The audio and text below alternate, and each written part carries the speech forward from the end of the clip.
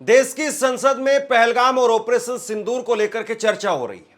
आज वैसे तो अमित शाह जी बोले, उसके बाद में प्रियंका गांधी बोली, राहुल गांधी बोले और प्रधानमंत्री नरेंद्र मोदी बोले। लेकिन सबसे ज्यादा अगर किसी भाषण की चर्चा हो रही है तो प्रियंका गांधी के भाषण की चर्चा हो रही है।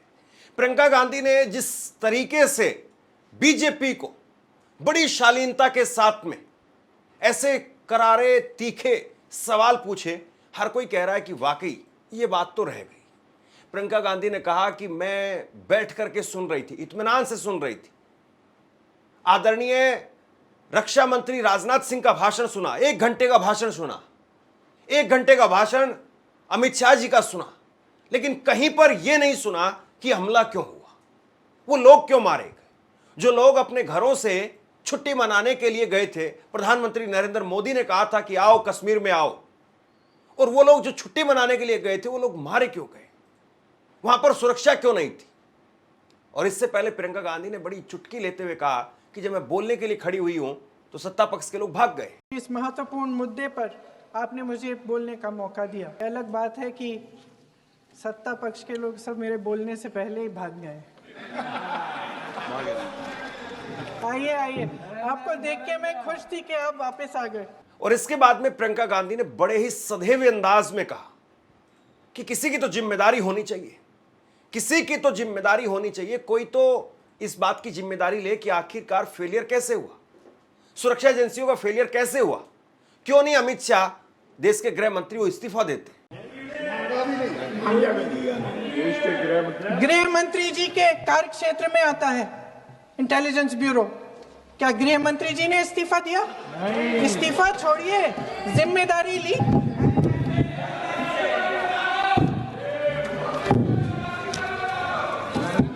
साहब देखिए, इतिहास की बात आप करिए, मैं वर्तमान की बात करना चाहती हूँ। आपको तो एक बहाना चाहिए, आपको तो एक बहाना चाहिए। पूरे परिवार का नाम गिनवा देते हैं। अरे अपनी जिम्मेदारी खुद लीजिए। 11 सालों के लिए तो सत्ता में आप हैं। अभी नेहरू को छोड़ नहीं रहा। कल माननीय गौरव गोगोई जी ने अपने भाषण में पूछा गृह मंत्री जी से, क्या आपकी जिम्मेदारी नहीं थी? मैं देख रही थी। राजनाथ जी, रक्षा मंत्री जी यूं अपना सर हिला रहे थे, कुछ बोले नहीं। अंदर से ये महसूस हुआ होगा कि यहाँ कुछ जिम्मेदारी थी, लेकिन माननीय गृह मंत्री महोदय जी हंस रहे थे, वे हंस रहे थे। प्रियंका गांधी जब भाषण दे रही थी तो नारे लग रहे थे इंडियन और हिंदू के बीच में। प्रियंका गांधी ने दरअसल उन 26 लोगों के नाम पढ़े जो लोग उस पहलगाम के हमले में मारे गए। और प्रियंका गांधी जब नाम पढ़ रही थी तो भाजपा के लोग कह रहे थे हिंदू हिंदू, और इंडिया गठबंधन के लोग कह रहे थे इंडियन, भारतीय। ये अपने आप में अच्छा नहीं लगा देखने में कि भारतीय क्या वो हिंदू से अलग हो गए हैं या हिंदू वो भारतीय से अलग हो गए हैं। बीजेपी ने क्यों जबरदस्ती इस बात में हिंदू और मुसलमान घुसने की कोशिश की। मैं एक बार उन 25 भारतीयों के नाम इस सदन में पढ़ना चाहती हूँ, ताकि यहाँ बैठे हर सदस्य को यह एहसास हो कि वे भी हमारी तरह इंसान थे, किसी राजनीतिक बिसात के मोहरे नहीं थे। वे भी इस देश के बेटे थे, वे भी इस देश के शहीद हैं। उनके परिजनों के प्रति हम सब की जवाबदेही बनती है, उन्हें सच्चाई जानने का हक है। समीर गुहा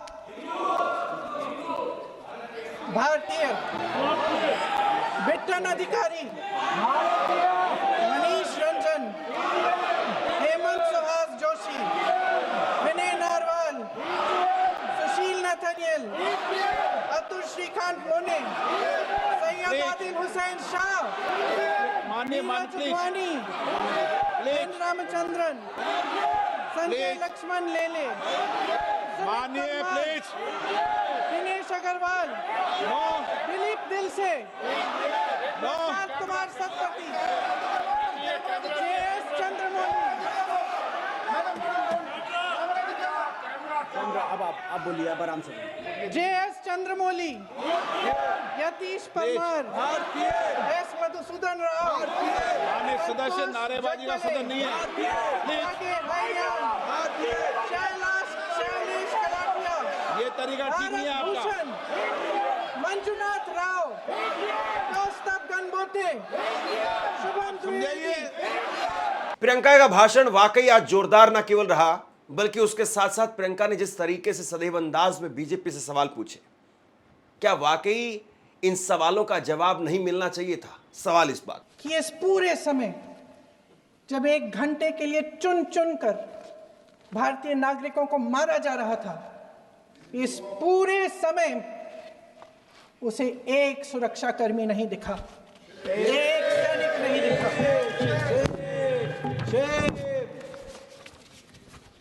शुभम की पत्नी ने कहा, कोट, मैंने अपनी दुनिया को खत्म होते हुए देखा, अपनी आंखों के सामने एक सिक्योरिटी गार्ड नहीं था। मैं ये कह सकती हूं कि देश ने, सरकार ने हमें वहां पे अनाथ छोड़ दिया था। सिक्योरिटी क्यों नहीं थी वहां पे एक सैनिक क्यों नहीं दिखा?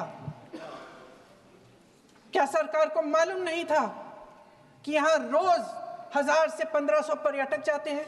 क्या सरकार को मालूम नहीं था कि यहाँ के पहुंचने के लिए जंगल के रास्ते से जाना पड़ता है? अगर कुछ हो जाएगा तो लोग वहां से निकल नहीं पाएंगे। एक चिकित्सा का इंतजाम नहीं था, फर्स्ट एड का इंतजाम नहीं था, कोई इंतजाम नहीं था, ना सुरक्षा का ना फर्स्ट एड का।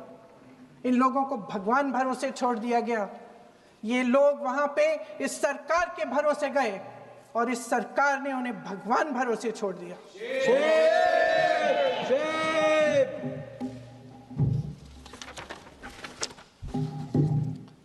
मैं पूछना चाहती हूं, ये किसकी जिम्मेदारी थी? इस देश के नागरिकों की सुरक्षा की जिम्मेदारी किसकी है? क्या इस देश के प्रधानमंत्री की नहीं है? क्या इस देश के गृह मंत्री की नहीं है? क्या इस देश के रक्षा मंत्री की नहीं है? क्या NSA की नहीं है? अध्यक्ष महोदय, पहलगाम हमले से सिर्फ 2 हफ्ते पहले हमारे गृह मंत्री महोदय जी कश्मीर गए थे। किस लिए गए थे? जो सुरक्षा की व्यवस्था है, इसको देखने के लिए गए थे, इसको रिव्यू करने के लिए गए थे।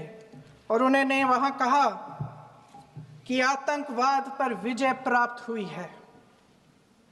ये 2 हफ्ते पहले है। 3 महीने बाद JNK के गवर्नर साहब एक आम इंटरव्यू में ऐसे ही चलते चलते कह देते हैं कि हाँ, बैसारन वैली में बहुत लापरवाही हुई और इसके लिए मैं जिम्मेदारी लेता हूँ। ऐसे ही चलते चलते, और वो बात होती है, ख़त्म भी वहाँ होती है और वहीं ख़त्म हो जाती है। उनसे जिम्मेदारी ली भी नहीं जाती, कोई सवाल नहीं उठाता, कोई जवाब नहीं देता। अध्यक्ष महोदय, उस हमले की जिम्मेदारी एक आतंकवादी गुट जिसका नाम TRF है, थोड़े दिनों बाद लेती है। कौन है ये TRF? 2019 में ये गुट बना। 2020 में इसने कश्मीर में आतंकवाद का काम शुरू कर दिया और 2020 अप्रैल 2020 से लेकर 22 अप्रैल 2025 तक इन्होंने 25 आतंकवादी हमले किए। गृह मंत्री महोदय ने जब UPA सरकार के समय के आतंकवादी हमले गिने तो लगभग 25 गिनवाए थे अभी अपने भाषण में।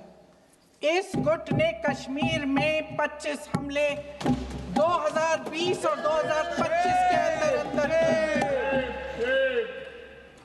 एक पूरी लिस्ट है इन हमलों की। मेरे पास इतना समय नहीं है, इसलिए मैं एक एक को नहीं पढ़ना चाहती, लेकिन मैं इतना कहूंगी कि इनमें रियासी का हमला भी था 2024 का, जिसमें 9 लोग मारे गए और 41 लोग घायल हुए। कुल मिलाकर 2020 से लेकर 22 अप्रैल 2025 तक टीआरएफ ने 41 सेना और सुरक्षा कर्मियों की हत्या की, 27 सिविलियन की हत्या की और 54 लोगों को घायल किया था। भारत सरकार ने टीआरएफ को आतंकवादी संगठन का दर्जा कब दिया? 2020 में दिया, 2021 में दिया, 2022 में दिया, 2023 में दिया। 3 साल बाद, 3 सालों के लिए ये आतंकवादी गतिविधियां कर रहे हैं और आप इनको आतंकवादी संगठन तब कहते हैं 2023 में? इसकी क्या वजह थी? ये सब सरकार के संज्ञान में था। और आप मुझे बताना चाहते हैं, सत्ता पक्ष के नेता बताना चाहते हैं कि ये सब आपके संज्ञान में था, लेकिन कोई भी एक ऐसी एजेंसी नहीं है हमारी सरकार की जिसको पता चला कि ऐसा हमला, ऐसा भयानक हमला होने जा रहा है हमारे देश में, कि पाकिस्तान में बैठे हुए इस हमले की योजना बन रही है कि हम भारत जाके हैवानियत करेंगे, 26 लोगों को मार डालेंगे और हमें पता ही नहीं है। क्या ये हमारी एजेंसियों की विफलता है कि नहीं है? ये बहुत बड़ी विफलता है, एक बहुत बड़ी विफलता है। जानते थे कि ये गुट है, जानते थे कि 5 सालों से ये आतंकवादी हमले कर रहा है, अध्यापकों को मारा, आर्मी के बड़े बड़े अफसरों को मारा, आम जनता को मार डाला, पुलिस वालों को मार डाला, और आप इन पे निगरानी नहीं रख रहे थे। और ये जो एजेंसियां हैं, इनकी जिम्मेदारी कौन लेगा?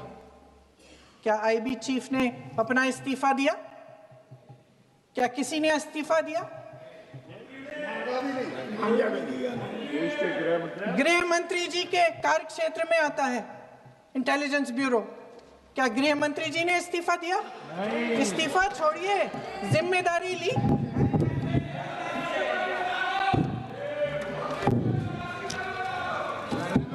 साहब देखिए, इतिहास की बात आप करिए, मैं वर्तमान की बात करना चाहती हूँ। आपको तो एक बहाना चाहिए, आपको तो एक बहाना चाहिए। पूरे परिवार का नाम गिनवा देते हैं। अरे अपनी जिम्मेदारी खुद लीजिए। 11 सालों के लिए तो सत्ता में आप हैं। अभी नेहरू को छोड़ नहीं रहा। कल माननीय गौरव गोगोई जी ने अपने भाषण में पूछा गृह मंत्री जी से, क्या आपकी जिम्मेदारी नहीं थी? मैं देख रही थी। राजनाथ जी, रक्षा मंत्री जी यूं यूं अपना सर हिला रहे थे, कुछ बोले नहीं। अंदर से ये महसूस हुआ होगा कि यहाँ कुछ जिम्मेदारी थी, लेकिन माननीय गृह मंत्री महोदय जी हंस रहे थे, वे हंस रहे थे।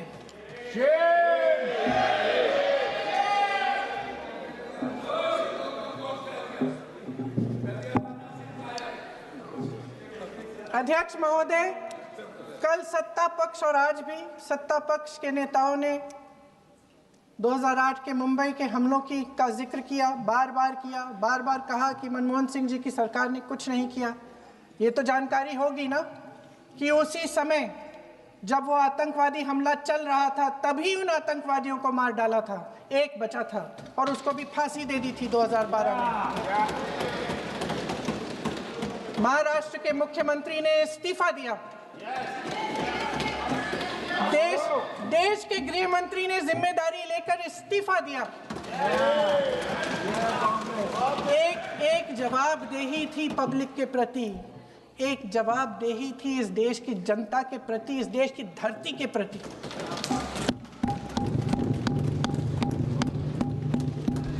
राजनाथ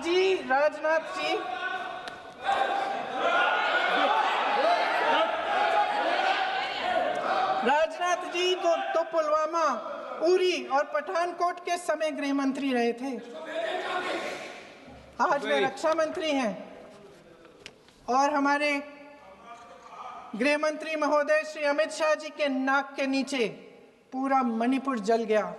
दिल्ली में दंगे हुए, पहलगाम में हमला हुआ, और आज भी वे उसी पद पर बैठे हैं। क्यों? अध्यक्ष महोदय, बमबारी से अखबारों के हेडलाइन बनते हैं, मगर कहानी सुरक्षा में की चूक में भी है। आज देश खोखले भाषण नहीं सुनना चाहता, देश जवाब चाहता है, तसल्ली चाहता है कि सच उससे छिपाया नहीं जाएगा। देश जानना चाहता है कि उस दिन अप्रैल 22, 2025 को क्या हुआ और क्यों हुआ। आप तो खुद अपनी पीठ थपथपाने में लगे रहते हैं। सेना, देश, संसद से सच छुपाते हैं। ऑपरेशन सिंदूर जब शुरू हुआ, हम सब ने समर्थन किया, सब एकजुट होकर खड़े हो गए इस देश के लिए। दोबारा होगा, दोबारा खड़े हो जाएंगे। अगर हमारे देश पे हमला होता है तो यहाँ इस सदन में किसी भी पार्टी का हो, कोई भी हो, सब आपका समर्थन करेंगे। और हमें अपनी सेना पर गर्व है कि उन्होंने इस बार भी दृढ़ता से लड़ाई लड़ी, धैर्य से लड़ाई लड़ी, वीरता से लड़ाई लड़ी। लेकिन इस ऑपरेशन का सिंदूर का क्रेडिट, उसका श्रेय तो हमारे प्रधानमंत्री जी चाहते हैं। सही भी है, ठीक है, सही है, श्रेय ले। ओलंपिक्स में हमारा मेडल आता है, उसका भी श्रेय लेते हैं, लेकिन सिर्फ श्रेय लेने से नहीं होता नेतृत्व, जिम्मेदारी भी लेनी पड़ती है।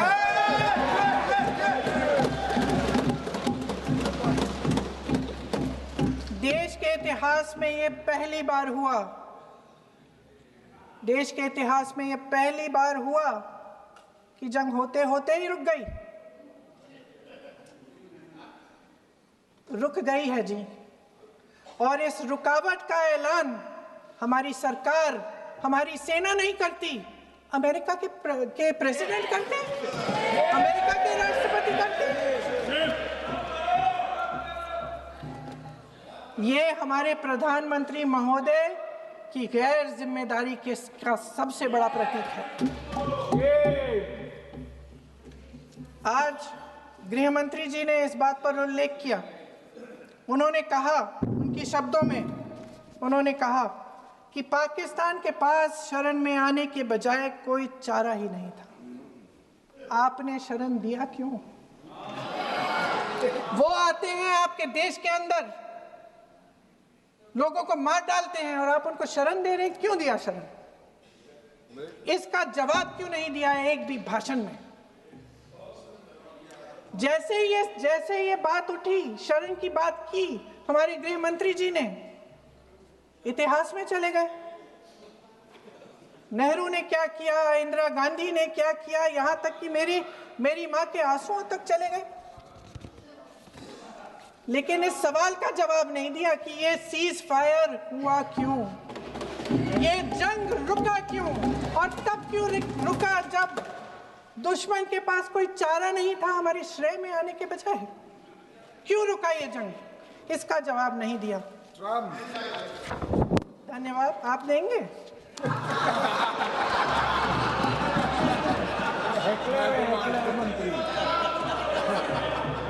देना भाई, देना। आपको टाइम मिलेगा तो, टाइम नहीं मिलेगा आपको शायद। वैसे महोदय, मेरी माँ की आंसू की बात किए, मैं इसका जवाब देना चाहती हूँ। मेरी माँ के आंसू तब गिरे जब उनके पति को आतंकवादियों ने शहीद किया, जब वे मात्र 44 साल की थी। और आज अगर मैं इस सदन में खड़ी हूँ और उन 26 लोगों की बात कर रही हूँ, मैं इसलिए कर रही हूँ क्योंकि मैं उनका दर्द जानती हूँ, महसूस करती हूँ।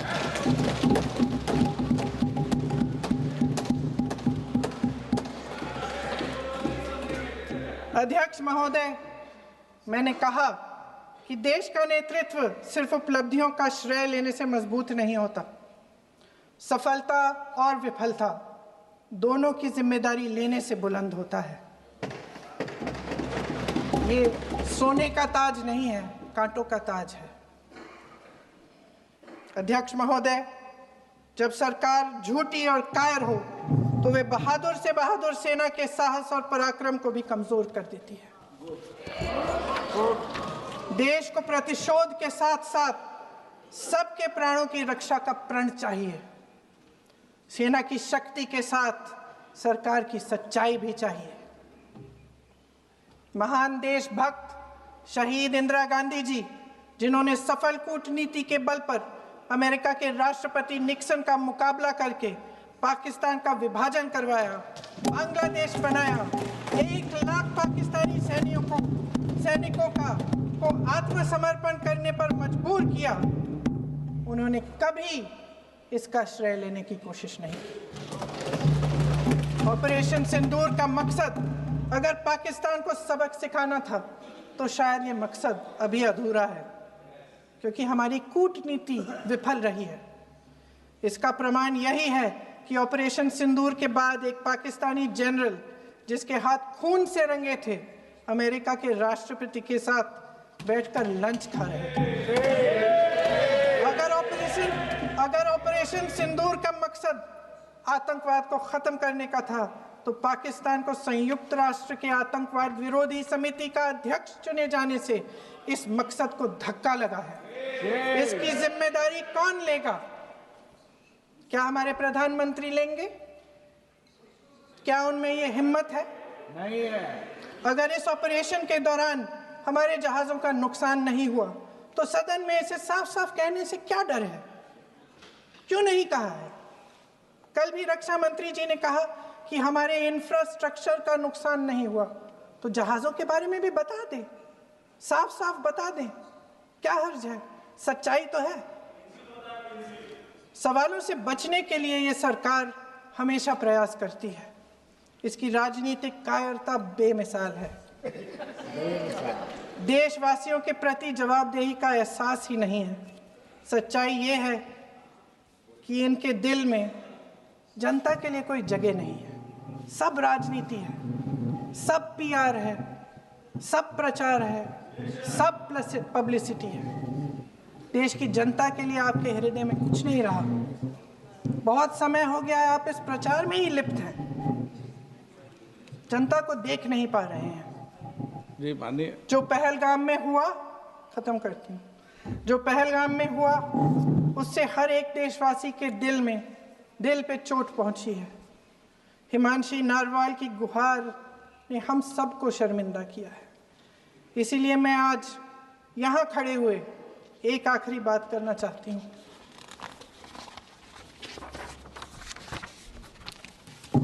इस सदन में लगभग सभी के पास सुरक्षा है, सुरक्षा की व्यवस्था है। हम जहाँ भी जाते हैं हमारे साथ सुरक्षा कर्मी आते हैं। आपको भी मिल जाएगी, आप मंत्री बन जाएंगे, आपको भी मिल जाएगी। मैं मजाक की बात नहीं कर रही हूँ, थोड़ा सा धैर्य रखिए। उस दिन पहलगाम में 26 परिवार उजड़ गए। 26 लोगों को अपने परिवार के सदस्य के सामने मारा गया। 26 बेटे, पति, पिता गुजर गए। उनमें से 25 भारतीय थे।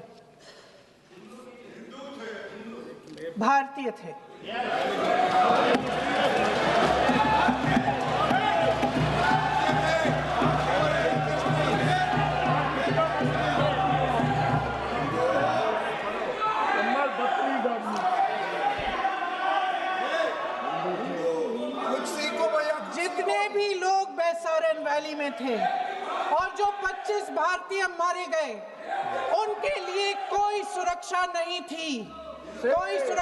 थी। आप कितने भी ऑपरेशन कर डालें, आप इस सच्चाई के पीछे छुप नहीं सकते, इसे नकार नहीं सकते। आपने उनको सुरक्षित नहीं किया। कोई शर्म नहीं है और ना कभी होगी। सुन लीजिए, सुबह भी मैं शिव मंत्र बोल के आई हूं। इनको क्या पता शिव मंत्र क्या है? शिव मंत्र इनका खत्म कर लूं अपना भाषण। शिव मंत्र।